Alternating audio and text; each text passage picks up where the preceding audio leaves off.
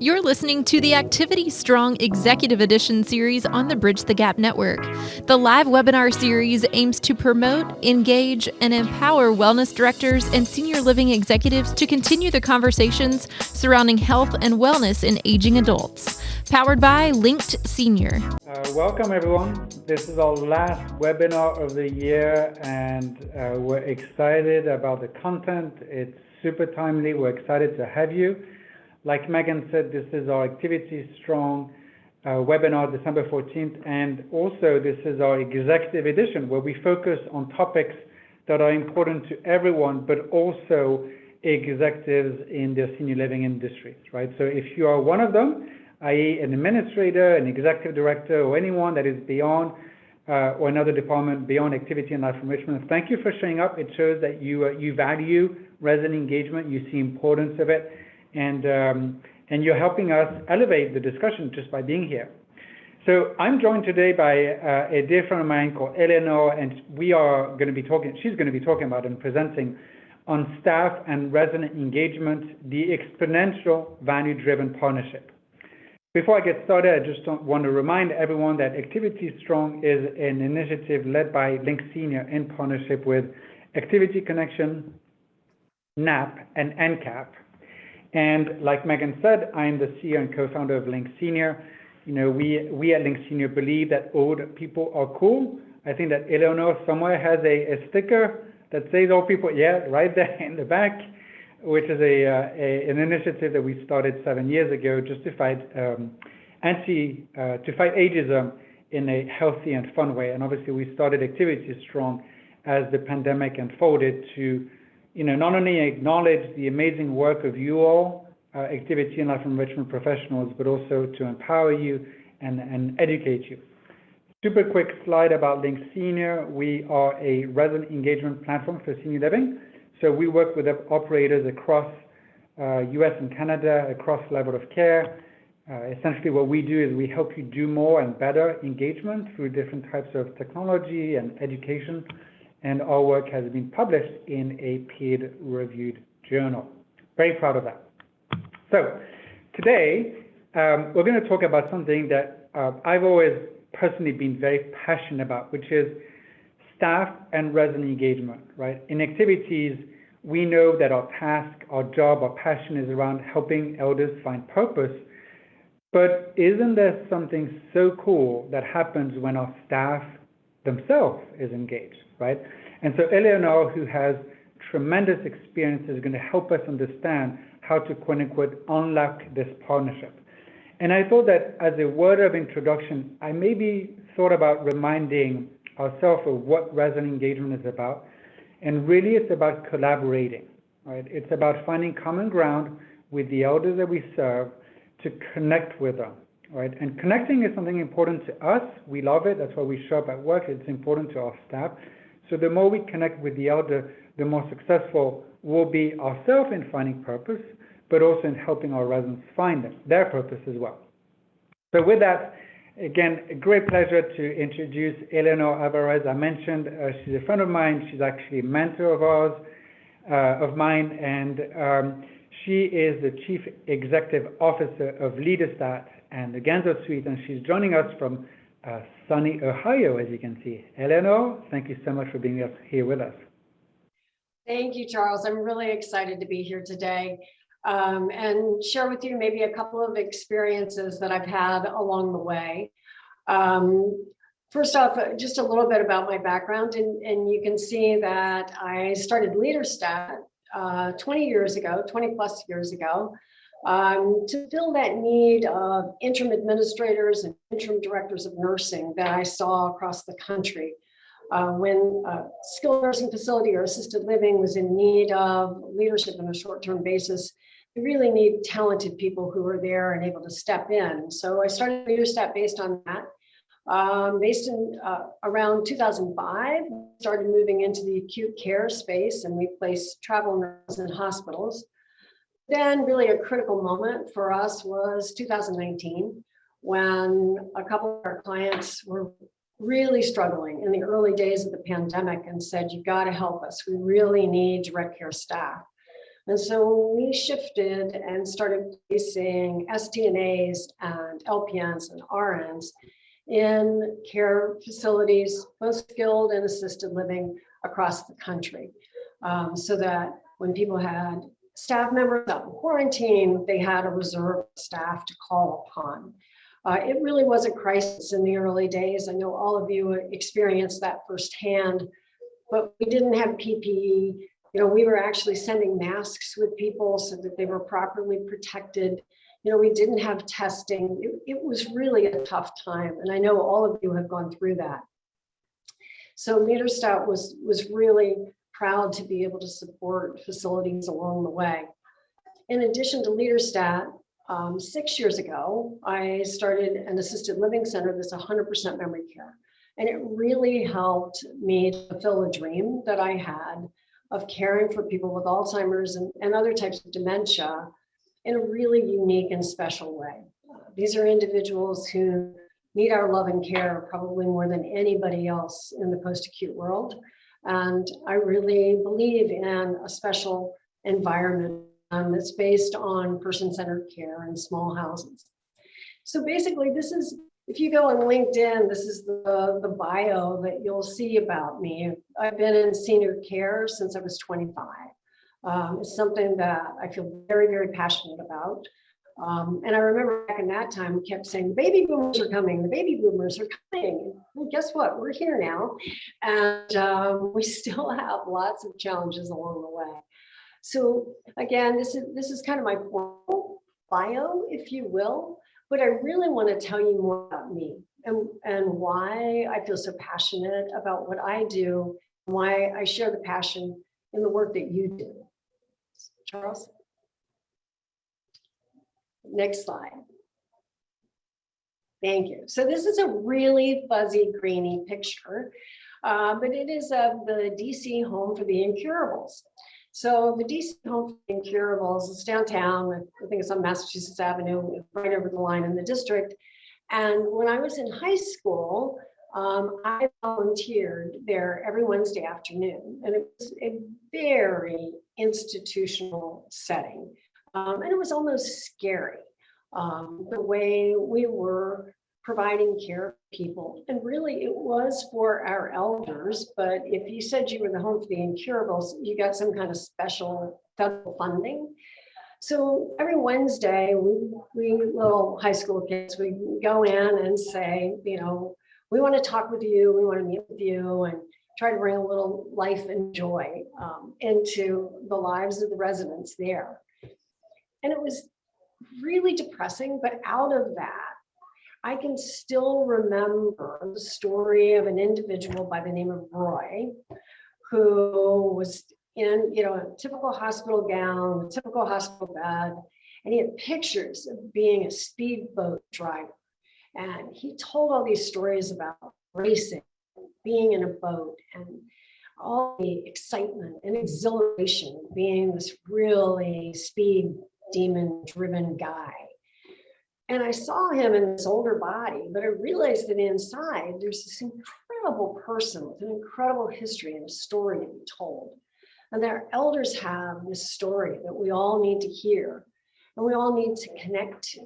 They're part of our history, they're part of our legacy. And so Roy really helped me to find a path in life. I didn't quite know it yet, but he was really the foundation for me saying, you know, I think this is what I care about. So Charles, next slide. So this is kind of a long story of how I got there. So I'm gonna spare you the details, but I found myself just a couple years out of college, working in West Virginia in 6 really rural counties as a long-term care ombudsman. And a lot of times I don't tell people about this because they go, oh, ombudsman, you know, we don't like those people, you know. But I, you know, kind of saw myself as the Norma Ray of elder care and went into a lot of unlicensed personal care homes that were just horrific.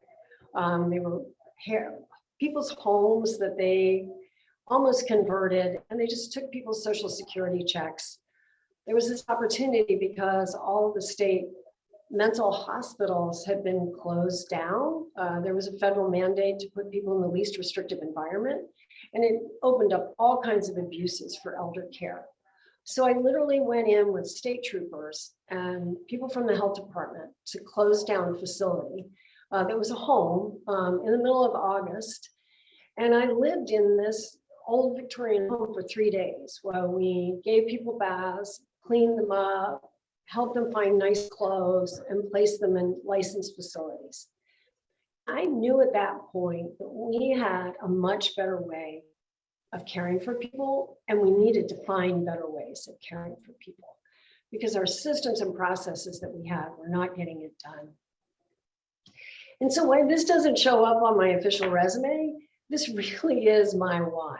It touched me deeply, and I realized that if I was going to change the world of elder care, I could do it by running one skilled nursing facility and running it right, doing the right things. And so that one thing led to another, that happens in your career. And I operated various facilities and became a regional and worked for 2 very large companies for 20 years. And that's really the track record you will see. But the voice that lives inside of me is the voice of connection and advocacy and improvement and providing the best level of care. Not just physical care, but that emotional support that so many people need, especially in their elder years. So this is really my why.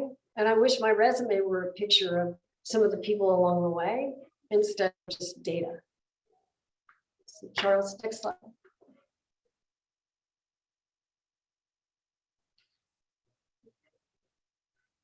Okay, next slide. So I remember along the way talking to caregivers and saying, this is a hard job, and you work really hard, not only physically, but emotionally. Why do you come back? And I had so many people say to me, the first day was terrible. I walked out that door saying, I don't think, I'm never going back. That, no way. I'd much rather be, working at McDonald's than that. And then they kind of got home and they had this moment of, you know what? But there's that resident there I know who's counting on me to come back. And it was that personal connection that helped so many people say, I'm needed. This is important work. This is what I need to do. So let's go to the next slide. Yeah.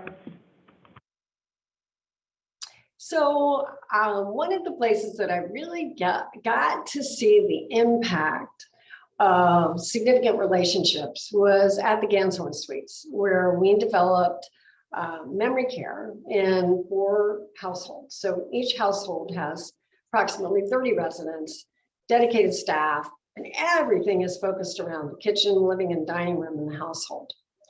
And it was amazing to me. I knew that we would have stronger relationships between residents and staff.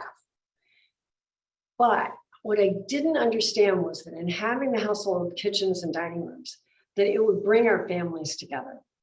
And our staff developed so much stronger relationships with families and the families with one another. So when we have someone pass away, we normally have 10 family members at the funeral because of these incredibly dedicated relationships. During the pandemic, our turnover was less than 20%. And I really believe that a big part of that was the commitment and the dedication that came from these deeper relationships that happen in a smaller environment. Lots of the studies have been done around the greenhouse and person-centered care about how you drive better outcomes. But we got to see that in real time. So I know that relationships drive commitment, and it's an important part of who we are in this field, much more than any other setting. So it's important that we love that and connect with it and continue it. So next slide, Charles. So So some data, and I think a lot of you are living this, so it's probably information that's not surprising to you. First off, some of this information is about all employers, not just healthcare. But we know right now that we've been in this incredible national workforce shortage. 53% of all employers report severe difficulty in finding and retaining workers. I mean, you know that. You drive down, you see Myers, you see Panera, everybody has job openings. 92% of all healthcare employers report moderate to severe difficulty. One of the things that's really impacting us is that 28% of all employers see more women leaving than men. And that's even more pronounced in healthcare. 58% or 53% of healthcare employers see more women leaving their jobs. There have been so many complications around childcare and navigating hybrid work situations and hybrid school situations. It's made it very difficult for our workforce to continue their commitment. 60% of employers say employees are leaving for higher paying jobs. And we see that dramatically in our field. We know that it's so hard to compete with Amazon distribution center down the road.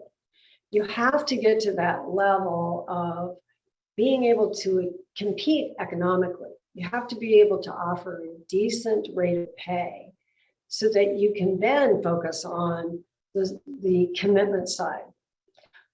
58% of the people that responded to the survey said that many employees could make more money or as much money from unemployment benefits and childcare benefits than working. And I think all of you know this has had a tremendous impact on operating our centers. Okay, next slide. What is really interesting is that you see 6 different healthcare environments here. Outpatient care centers, home health care centers, nursing homes, physician practices and hospitals and ALs. Every other area has bounced back from the decrease in employees, except nursing homes and assisted living.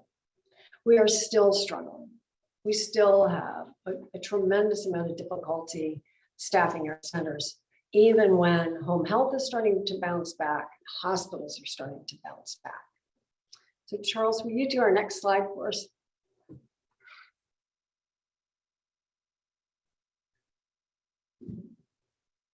So according to this national data, basically, we have lost over 250,000 jobs in this sector. And it's very hard for us now to refill that pipeline. We've always had challenges finding a committed, dedicated workforce, but now it's even tougher. And I know all of you are living that and you see it. Okay, Charles, we're ready.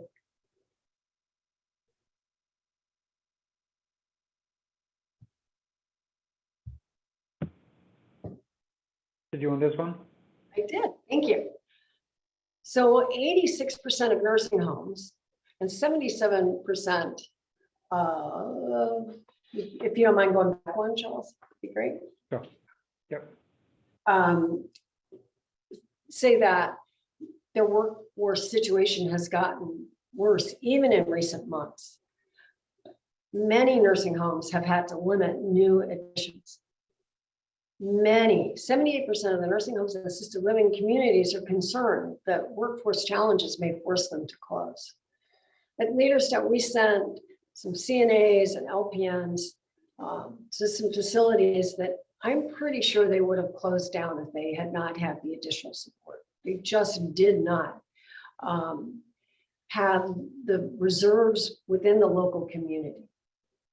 And I think, yes, of late, we've just got that resurgence of COVID coming back. I think we have a lot of people who just don't want to work in an environment where they feel like they've got a deadly virus. I mean, in the beginning, we had people who just said, I love it, but I don't want to put myself or my family at risk. Charles, will you go to the next one for me? And I think what we've all found is that there really are no easy answers. This is such a complex problem. A big part of it, I think, especially in skilled nursing, gets back to reimbursement.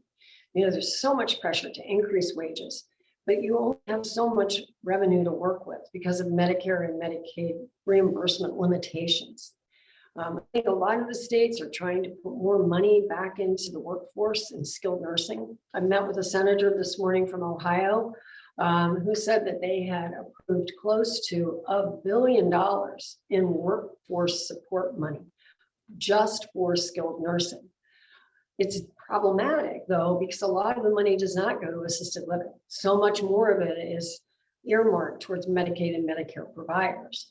There is a movement to try to resolve some of the issues short term, but the long term issues are really huge. HCA and Leading Age are both sponsoring a Care for Our Seniors Act, which is really interesting and has some good long-term solutions for workforce development. So I think while we know that there are some things that we can do, it's still a very complex problem.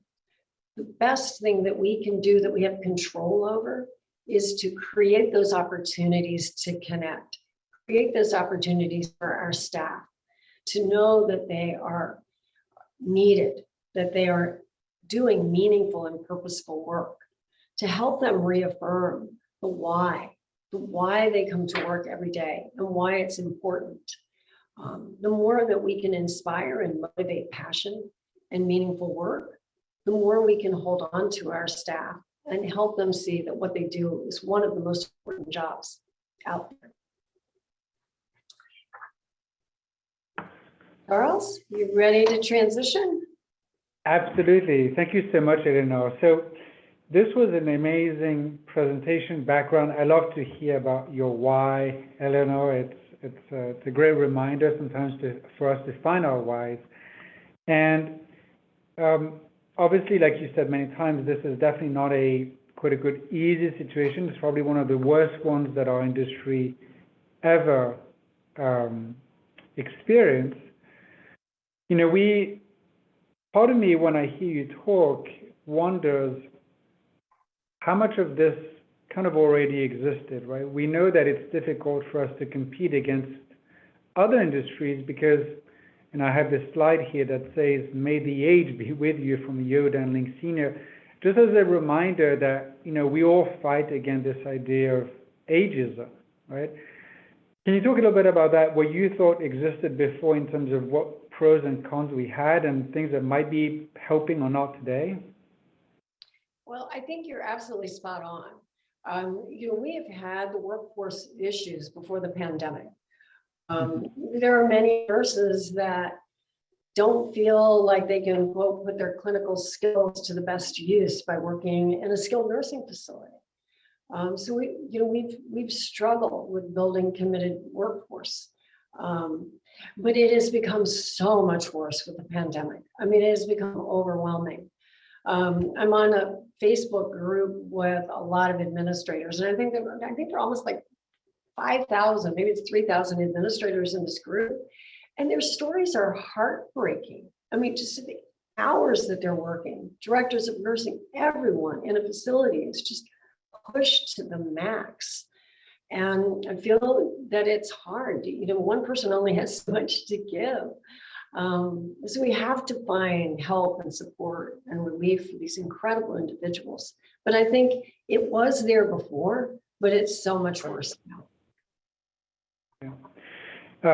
And I'm interested to hear from your perspective, Eleanor, as you work with LeaderStat, obviously you have many partners and clients throughout the country. So you might have also an understanding of some of the companies that might perform better, right? So you talked about culture. For example, comes to mind two operators, one in Canada called Schlegel Villages, and another one in Denver, Colorado called Christian Living Communities, where they, for years, have built this idea of having a culture of integrating elders, of being very adamant about anti-ageism and so on. From your perspective, do you see such a big difference? And if there is such a big difference, what are the main points that you see between people that are successful right now on this topic or not? So I agree with you. I think culture is huge, but you still have to offer competitive wages and benefits. If you are, $3 an hour below your local competition, even though you've got great culture, you're probably not going to hold on to people. I mean, there's an economic reality that has to be met. But once you're there, people want to stay in an environment that has great culture and energy and commitment. And we're in healthcare. It should feel like a kind, collaborative, loving place to be. That's what we want in this field. So I think culture is really important. But it's so hard when everybody's, in kind of a survival mode. But the people who are more successful, I think, one, maintain culture and respect and kindness and caring. And I think you also need to get out in front of or react to issues with staffing more quickly. A lot of times we wait till it's really desperate before we start looking at interventions and solutions. The faster you react, the better it's going to be. You can't just post a job and pray. You've got to be much more progressive and proactive in reaching out and connecting with potentially new employees. Don't wait till it's a crisis. Right. And, on one of my next slides, I have one of my favorite quotes, which is that a musician must make music, an artist must paint, a poet must write. If he is to be ultimately at peace with himself, what a man can be, he must be. And I personally love that quote because it reminds us of often what we do in the field of senior living, which is to help our elders be who they must be. I love your story of Roy that you shared earlier.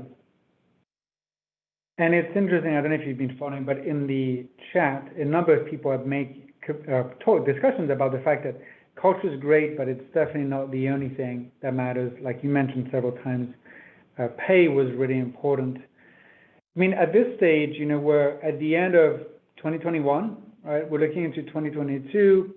I talk to operators, like I'm sure like you do, like some of them are really challenged in even figuring out their budget. I mean, part of me asks, where do we see the light? Any sense on that?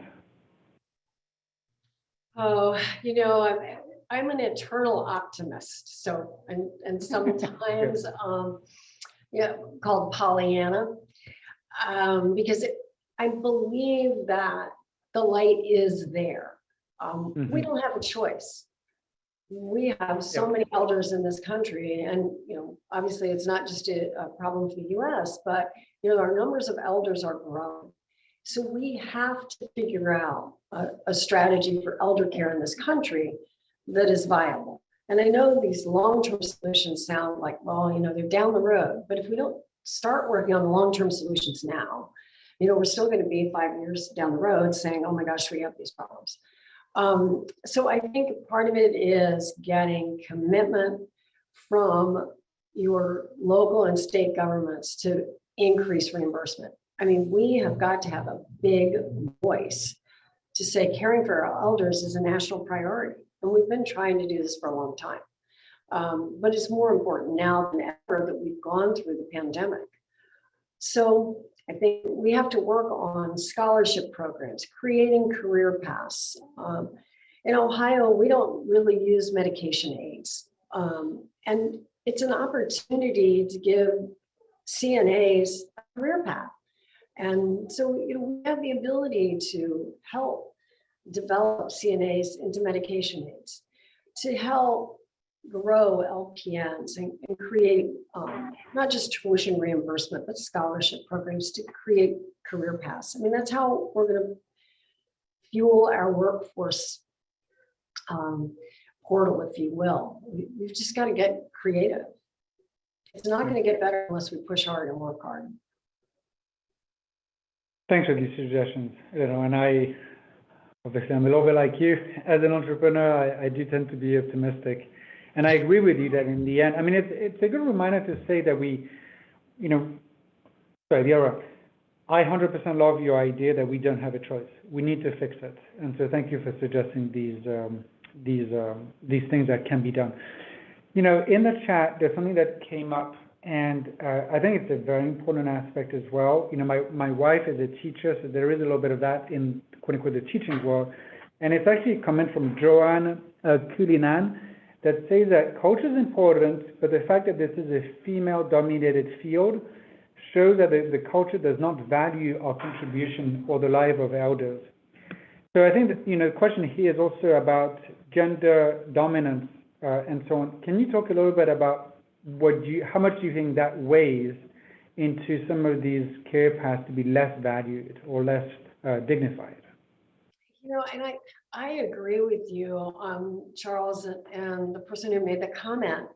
I find this fascinating that we are such a female-dominated field. Most nursing facilities, assisted living, probably 95%, right, at the center level. But as you start to go up the chain of command in lots of large organizations, that starts to flip. And one of the things that I think we need to do is, and you probably weren't expecting this, but is to get more women at the table where decisions are made about resources, money, things we care about that will change the path of care. I really think that we have a commitment as caregivers and women, and all of us as caregivers, regardless of our gender, to make sure that we are living those values and the correct values. We are here to care for people, and some of the issues that we've gotten into with publicly traded REITs operating facilities has really changed that dynamic. Yeah. I do want to go further in that topic because I personally feel very strong about it. I'm sure that you've gone to this, some of the conferences where you meet capital partners, the owners and operators. And I agree with you, like Frontline, very female dominated, but when you go to that level of the organizations, it's quite the opposite. Sometimes you have room with just not enough women. That's a problem, right? That's a big problem. And so I know that, you have experience in the industry. I'm curious to hear, in the past 5 years, have you seen a change? And for the organization that have made the change, anything you could talk about how they've accomplished that? I'm not sure that I've really seen a change in the last 5 years, but okay. 6 years ago, when I was going out to raise the capital for my assisted living center, my CFO, really smart guy. I mean, I get it, but most of the time, after about the first 5 minutes of conversation, everybody was talking to him, and they were ignoring me.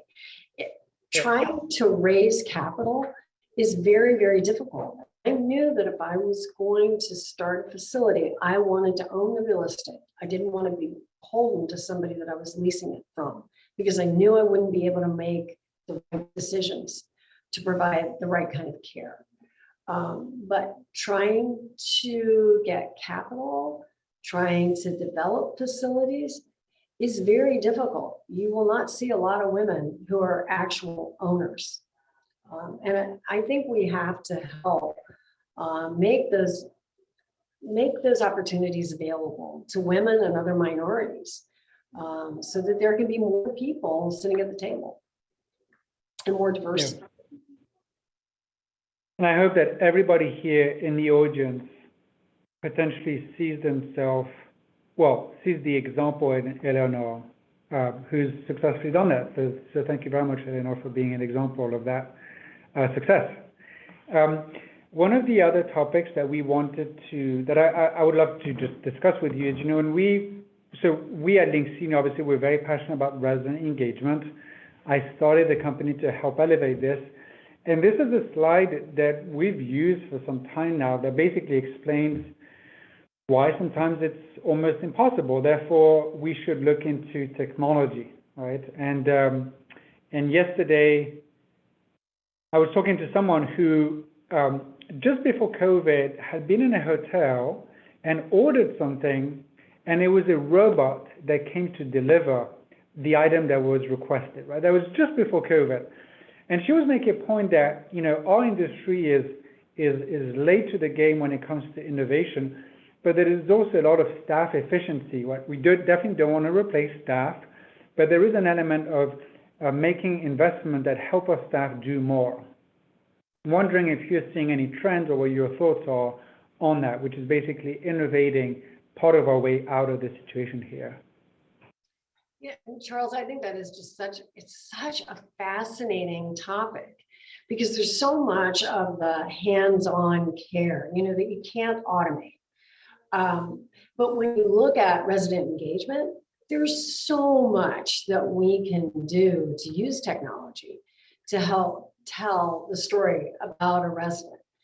I was talking with somebody at the Ganser and Sweeney. It's about how, if we could hear the story about people that we hear at their eulogies, if you hear it in the very beginnings, you really understand who that person is and what they care about, we could be so much more effective.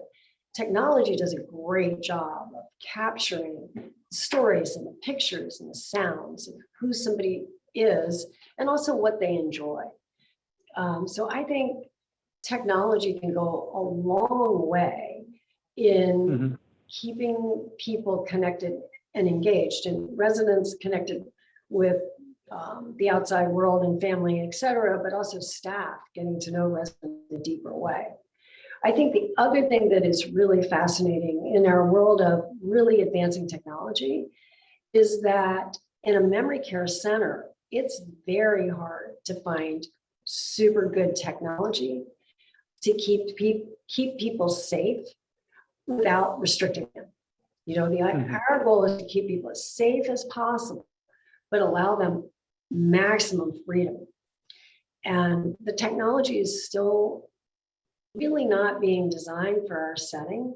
And there's a lot that can be done to help predict and prevent falls. And we have to keep moving down that path so that we can have support from technology, because it can't always be people.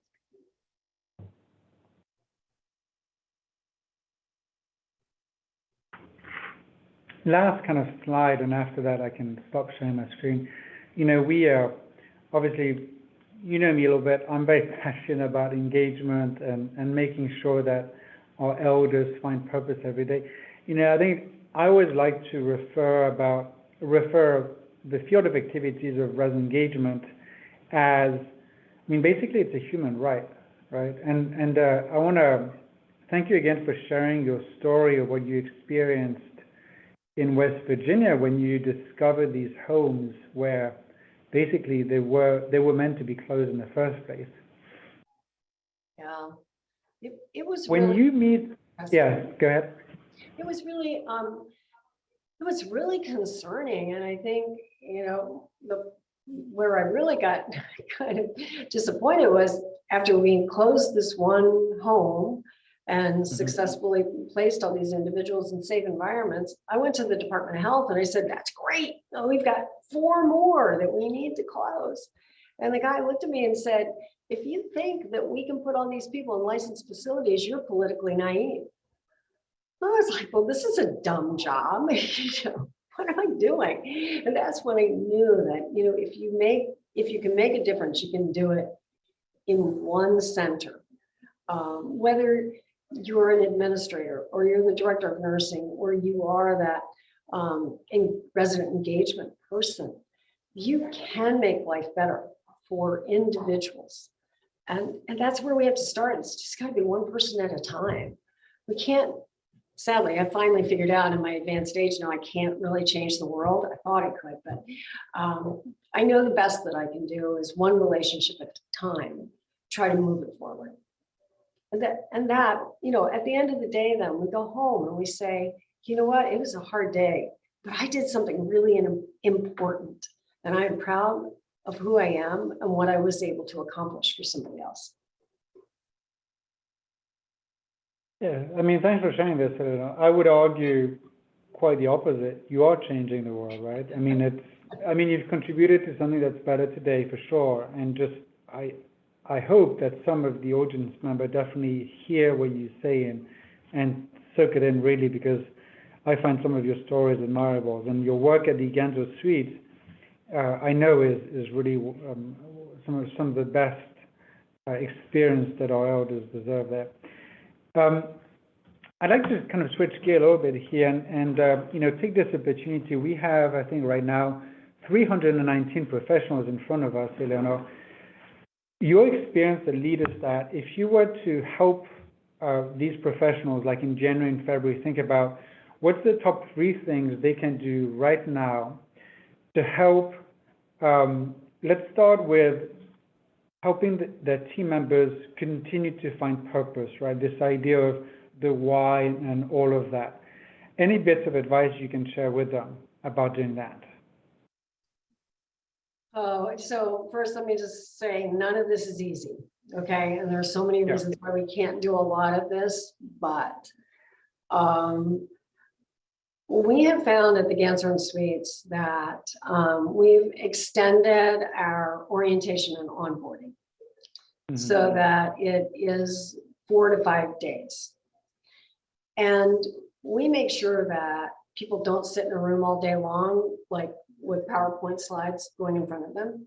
So, there's onboarding, and then you'll learn about, okay, we're going to learn about activities, daily living or dining, etc.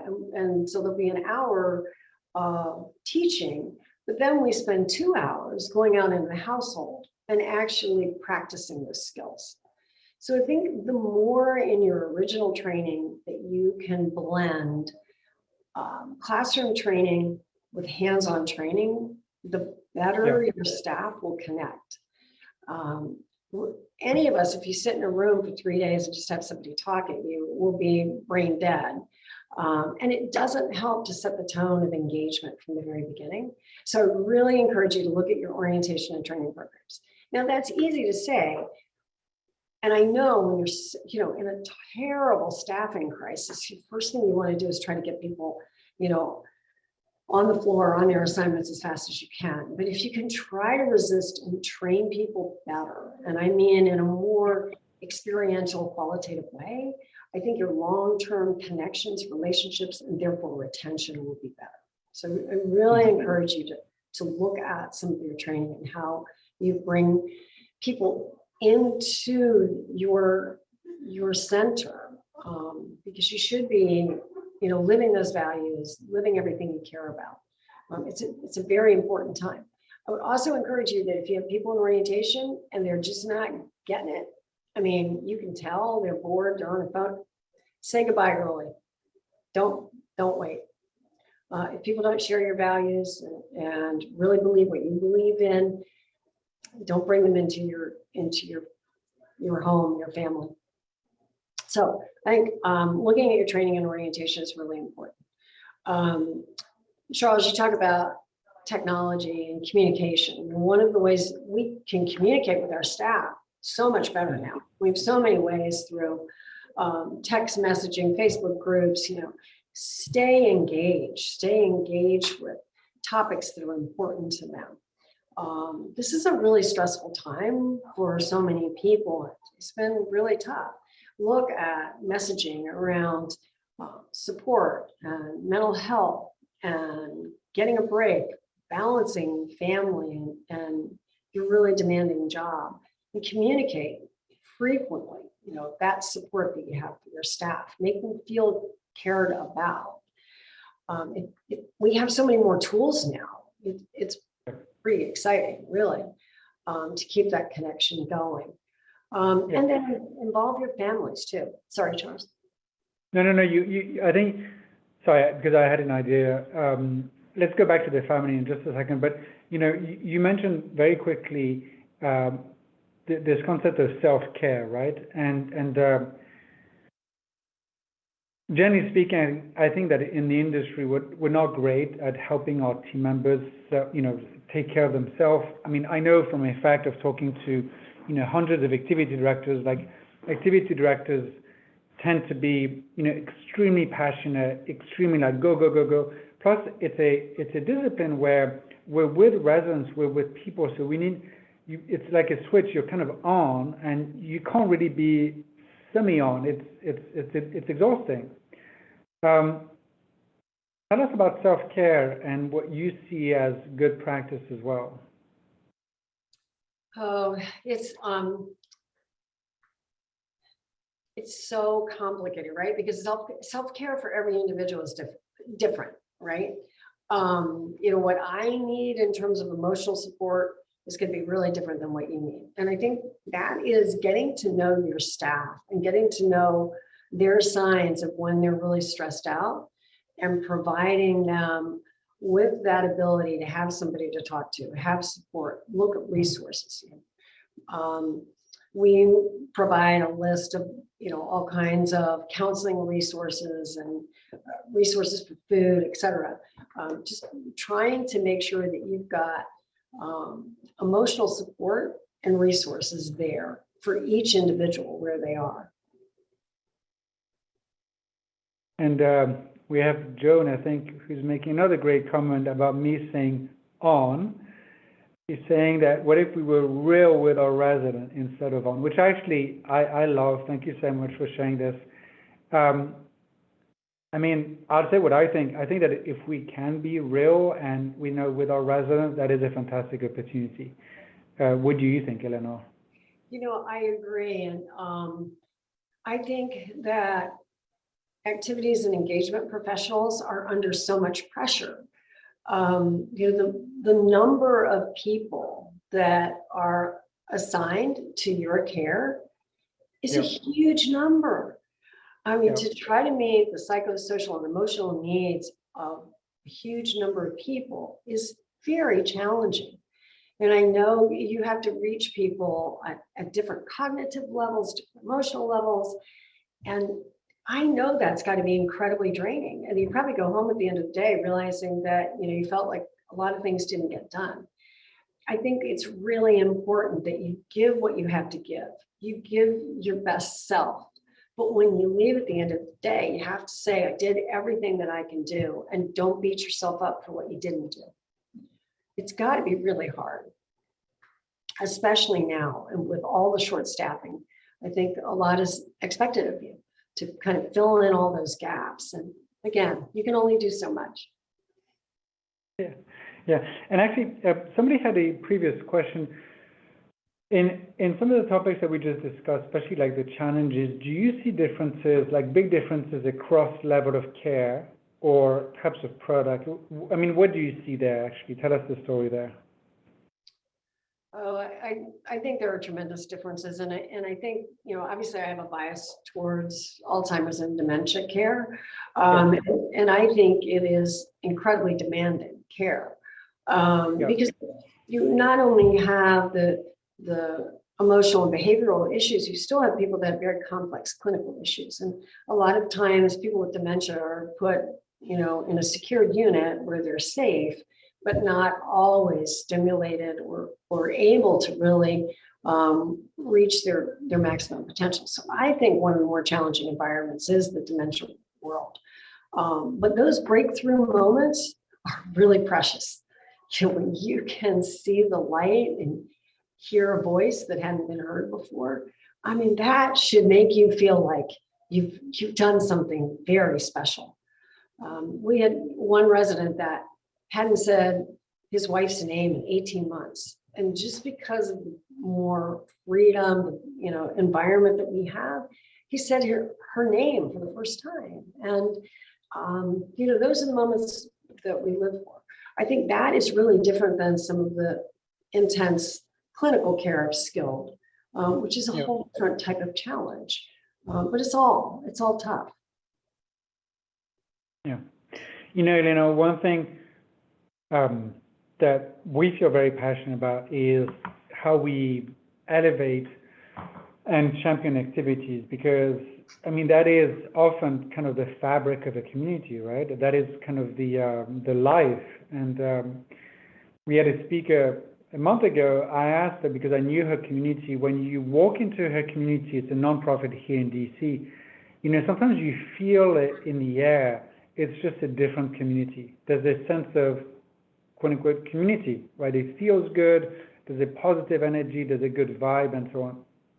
And she was making a point about the fact that it's often, you know, the fact that the activity program, the life enrichment is done well, but also the fact that there's true interdisciplinary work, right? There's true collaboration amongst departments. And so we love this idea of having activities as quote unquote CEOs, you know, chief engagement officers. So you and I are actually CEOs of our organizations. But there's something to be said about two things, which is one, elevating that engagement, and also that engagement person is the leader for the rest of the organization and kind of helps other team members, other departments enable that success. And I'm sure that when there is staffing issues, the fact that some of our team members can take on other responsibilities or collaborate better is a huge plus. We love your comments on this. I know I've covered quite a few things here, but mainly the interdisciplinary teamwork. Quick thoughts on that before we wrap up? Very quick. First up, I love the comment, activity professionals are the glue bridging the gap of physical care and mental and emotional care. Very important. And I mean, I think that really summarizes it in a lot of ways. Yep. I think a lot of times you are our voice, our conscience, if you will, of saying, we can do this better. We can do this a different way. And I think a lot of times you're called upon to be that intervention for, you know, falling, for weight loss. You were like the magic solution on the care plan. And we do count on you in so many ways because it is that exact glue that the person in the chat is talking about. You bring us all together in some really important ways to connect the physical care and the emotional care, and not just for that resident, but for their families too. So there's one other thing I'm going to throw in. It's a little bit off topic, but it's one of those things that one of my crazy little missions in life. I think it's really important that we all stop calling our profession an industry. You know, when we talk about post-acute as an industry, it sounds like manufacturing. It sounds like a warehouse. And I think as we elevate ourselves, we have to remember we're not in an industry, we're in a profession, and we're in a healthcare field that is super important. So I'm just going to toss that out to the group. Say, you can't do this at the last minute because then I want to ask questions, but no, I get your point. I think I do get it. It's okay. I guess it's another discussion in the future. No, but I do love the idea of, you know, industry sounds, I mean, everything you just said, warehousing, the manufacturing piece, and I love this concept of flipping around because actually it elevates all of us around the world of profession. Language is important. Word matters. Yeah. Word definitely matters. Hey, Eleanor, this was amazing. Thank you so much. Thank you so much for your time. Thank you so much for your leadership. I mean, personally, and I'm sure that the audience feels it, your passion is it's just there. It's so warming and so empowering and so inspiring. So thank you for who you are and what you continue to do for all of us and for our, not industry, but for our profession. Yeah, thank you. And Charles, thank you so much. Thank you for the opportunity. I love being with you. Anytime, Eleanor. Everyone, I just wanted to share very quickly our contact. So Eleanor, I hope that's okay with you. If people have further questions, thumbs up. If people have further questions, please feel free to reach out to Eleanor. Wonderful leader, wonderful mentor, source of inspiration, again, through her staffing company, but also operating herself, memory care communities, lots of experience there. And I hope a lot of you learned a lot today. So thank you for that. And actually, going further, Eleanor and her team also helped us build something really cool, and that's for you to kind of share with you and your team when you go back to work tomorrow, next week. And these are 10 tips to kind of put into action some of the topics that we discussed today. So we'll share with you the link, I think, in the chat and in the upcoming conversations through emails. But Eleanor, I want to thank you again for being here today, and also thanking for helping us put together this really cool tip sheet. With that, just a couple reminders of upcoming events. We obviously are continuing our Activity Strong and webinar programs. The next one is going to be with somebody who clearly needs sunscreen, and his name's Charles, and that's me. I, like every year, I'm going to have a kind of state of resident engagement. And so obviously we're starting 2022 on January 4th. Everyone's welcome. Love to share my thoughts on what's going on in the industry, where we see things going. And it's going to be a balance of really hard data, really understanding where we are, and hopefully a lot of very easy to implement things to help us elevate engagement.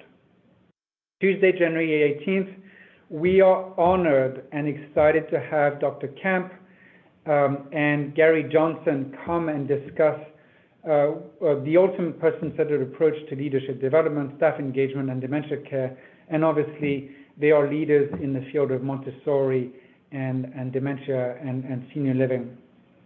And then quick reminders, we have our validation, the first annual Congress, January 15th. We have made a very recent change to our Activity Strong website, and I just want to share with you that if you go under events, I'm sharing my computer screen here, we are building here the schedule for the whole year. So if you want to book in advance events as far as actually next year, believe it or not, some people do December 6th, feel free to register. All of our webinars are free. We provide CEUs, and it's just an honor to be able to welcome speakers like today's, Eleanor, but also help acknowledge, educate, and empower this amazing profession. Happy holidays to all of you. From my team, my family, from me, and I'm sure from you also, Eleanor, thank you for all that you do every day. You are essential, and it's just fantastic to be able to support you. Thank you so much.